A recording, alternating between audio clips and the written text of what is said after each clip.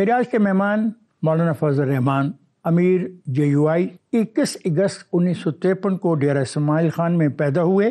ابتدائی تعلیم ملتان سے حاصل کرنے کے بعد یونیورسٹی آف پشاور سے BA کیا۔ 1980 میں بطور سیکرٹری جنرل جمعیت علماء اسلام اپنی سیاسی زندگی کا آغاز کیا۔ جنرل ضیاء اللہ کے خلاف MRD کی تحریک کے سربراہ، 1988 میں پہلی مرتبہ قومی اسمبلی کے رکن، 2002 میں متحدہ مجلس عمر کے صدر بنے، 2004 سے 2007 تک قائد حزب اختلاف کی حیثیت سے خدمات سر انجام دی۔ 2008 سے 2018 تک چیئرمین کشمیر کمیٹی رہے۔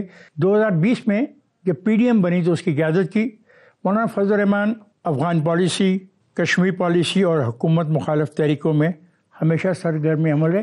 آئیے ان سے گفتگو کرتے ہیں۔ مولانا صاحب آپ کیسے ہیں؟ بسم اللہ بسم اللہ۔ اچھا مولانا صاحب، MRD کی تحریک میں آپ کو بہت رول ہے اور اس MRD کی تحریک کی بنا پر ایک آمر کو پیچھے ہٹنا پڑا۔ اب سوال یہ پیدا ہوتا ہے کہ اس وقت کے حالات کے مطابق ملک میں جمہوریت لانے میں آپ کو کامیابی ہو گئی۔ آپ نے وعدہ کیا تھا کہ 73 کے آئین کو بحال کروا لیں گے، ایسا کیوں کر ممکن نہیں ہوا؟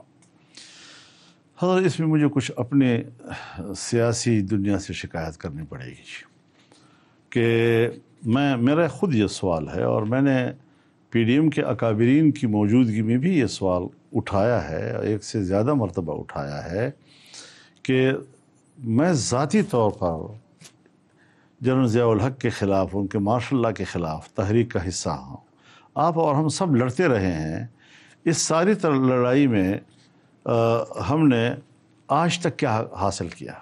یعنی جمہوری قوتیں، جمہوری ادارے کمزور ہو رہے ہیں۔ تمام ایریاز جو ہماری ہونی چاہیے تھیں، جو عوام کی ہونی چاہیے تھیں، جو پولیٹیشنز کی ہونی چاہیے تھیں، جو سویلینز کی ہونی چاہیے تھیں، کسی اور کے پاس جا رہی ہیں، وہ کسی اور کے پاس جا رہی ہیں۔ اور میرا اگلا سوال سر آپ سے یہ ہے کہ 1988 میں MRD کے موقف کے برعکس نوابزہ نصر اللہ خان کی بجائے غلام اسحاق کو صدر منتخب کیا گیا۔ کیا اس موقع پہ جنرل اسلم بیگ نے آپ کو GSQ میں بلا کے کوئی دھمکی دی تھی؟ اور بڑے خطرناک سوال کر رہے ہیں۔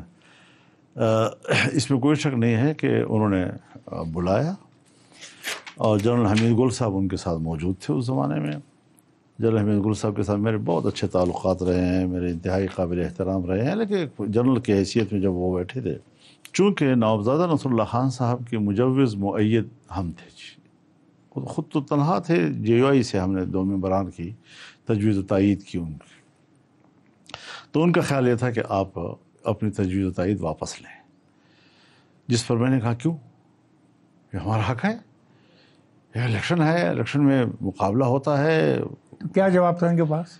تو انہوں نے اس پر ناگواری کا اظہار کیا، لیکن میں نے ان کے ساتھ بحث کی، اور بالآخر ان کو یہاں لانے پر میں نے آمادہ کیا کہ اچھا ہم دوبارہ مشورہ کر لیتے ہیں۔ اچھا، لیکن پھر مشورہ یہی ہوا کہ نہیں، تو میں نے کہا جی ہم بھی نہیں واپس لے سکتے، اب ہم کیا آپ ماروثیت کے حامی ہیں؟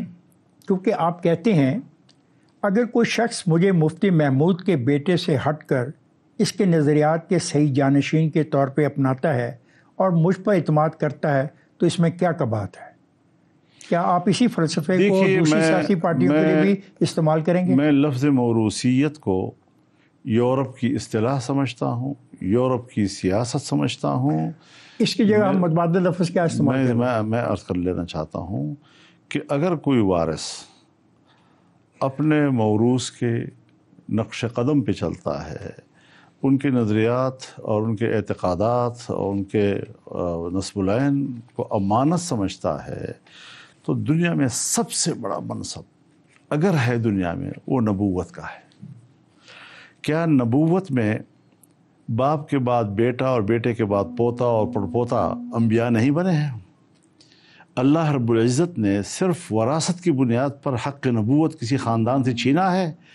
النبی ابن النبی ابن النبی ابن النبی ابن النبی، جی الکریم ابن الکریم ابن الکریم ابن الکریم، یہ ساری روایات جو ہیں، اگر انبیاء کی منصب عالی شان کے بارے میں اللہ رب العزت نے ان کو برقرار رکھا ہے، اور قرآن کریم کی بعض آیات سے کہ ایسی اولاد کو بابرکت اولاد کہا گیا ہے کہ جو اپنے نیک اعمال کے ذریعے اپنے آبا و اجداد کے مرتبے مقام تک پہنچ سکے جی. تو میں ان چیزوں کو جو پاکستان میں روزانہ موروثیت اور موروثیت، اب جس کی وراثت ہی نہ ہو، وہ کہہ رہے ہیں کہ جی ہم سیاسی بات کر رہے ہیں. چھوڑو سیاست کو، میں صحافت کی بات کرتا ہوں. آپ جس مقام پر ہیں، آپ کے دوسرے کولیگز جس مقام پر ہیں، آپ کے بزرگ جو دنیا سے گزر چکے ہیں، اگر آج ان کی اولاد صحافت میں وہ مقام حاصل کرتی ہے، ان کی جگہ لیتی ہے، آپ کے لیے باعث فخر ہے. سیاست میں یہ بات قابل فخر کیوں نہیں ہے، قابل اعتراض کیوں نہیں؟ سر، کیا یہ حقیقت ہے کہ چودھری پرویز الہی کے مطابق وزیر اعلیٰ اکرم درانی کے خلاف آنے والی تحریک عدم اعتماد اور جنرل مشرف کے وردی میں الیکشن لڑنے کے حوالے سے آپ ہی اور جنرل مشرف کے درمیان کوئی معاملہ طے پا گیا تھا؟ دیکھیے، جنرل مشرف اور چودھری شجاعت ایک پیج پہ تھے جی، ٹھیک، اور ہم بالکل اپوزیشن میں تھے. ہم نے اس وقت، دیکھیے کچھ چیزیں سمجھنی چاہیے جی. میں ابھی بھی لوگوں کو سمجھاتا ہوں کہ 26ویں ترمیم are you a good teacher? نہیں، my question is are you good teacher? میں ایک ادنا طالب علم ہوں، استاد تو بہت بڑی چیز ہے. میں 26ویں ترمیم اور وہ جو اس زمانے میں 17ویں ترمیم ہوئی تھی، اس کا یہی فرق بتاتا ہوں کہ اس وقت تو جنرل مشرف صاحب نے عدالت کے ایک اجازت کی بنیاد پر ایل ایف او کو آئین کا حصہ بنا لیا تھا. ہماری محنت تھی کہ کتنا ہم کھینچ سکتے ہیں، کتنا ہم آئین سے نکال سکتے ہیں، حاصل کر سکتے ہیں. تو جتنا ہمارے بس میں تھا ہم نے وہ نکلوایا، جتنا بس میں نہیں تھا 18ویں ترمیم کے ذریعے ہم نے صاف کر دیا اس کو جی. آج ہم نے ڈلوانا تھا کہ آئین میں ہم کن کن چیزوں کو ڈلوائیں، تو دونوں کے نتائج یقیناً مختلف ہوں گے. ایم ایم اے کے 5 سال 2 صوبوں میں آپ اقتدار میں رہے، مگر حقیقت ہے کہ کوئی بنیادی تبدیلیاں ان دونوں صوبوں میں نہیں آئیں، جس کی بنا پہ آپ کا ووٹ بینک بھی جو ہے ان دونوں صوبوں میں منتشر ہو گیا. یہ حقیقت ہے. دیکھیے، ہمارے ملک میں جس طرح ہم سیاسی طور پر سوچتے ہیں کہ عوام فیصلہ کرتے ہیں، عوام کے فیصلوں کے ساتھ کیا کھلواڑ ہوتا ہے وہ اب کسی سے ڈھکی چھپی بات نہیں رہی ہے جی.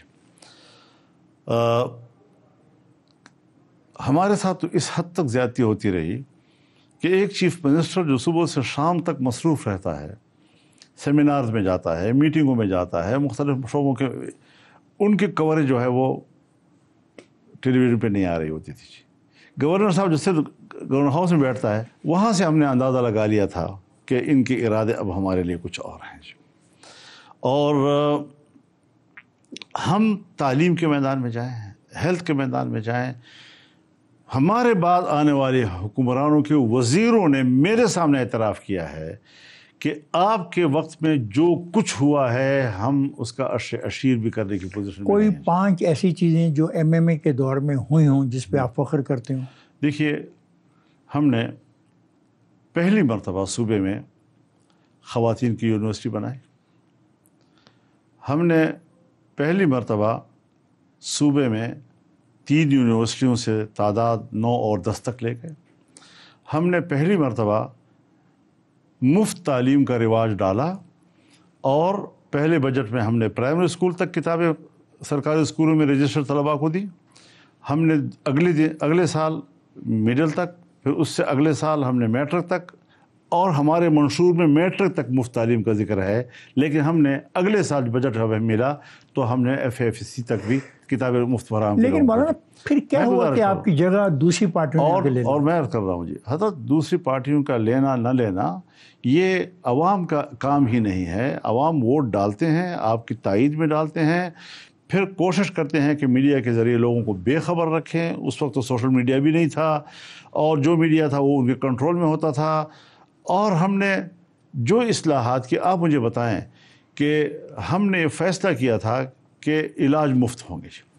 چنانچہ علاج مفت شروع کر دیے گئے جی، ایمرجنسی مفت کر دی گئی جی، دوائیاں باہر سے مفت اب لائی جائیں گی، اور تمام اضلاع میں A لیول ہاسپٹلز بنانے کا ہم نے پروگرام بنایا. ہم 12 ضلعوں تک کامیاب ہو سکے، آگے ہم جا نہیں سکے تھا. اتنی اچھی کامیابیوں کے باوجود جی ایسا ہی ہوتا ہے. آپ کے خلاف ایک چھوٹی سی کمزوری اٹھا کے پھیلا دی جاتی ہے اور پھر آپ کے ووٹوں کو تبدیل کیا جاتا ہے. یہ سارے کھیل ہمارے ملک میں ہوتے ہیں اور یہ کہتے ہیں کہ ہماری مرضی کی حکومت. اس کا مطلب ہے MMA کے ساتھ بھی یہ ہوا ہے تو کیا شک ہے.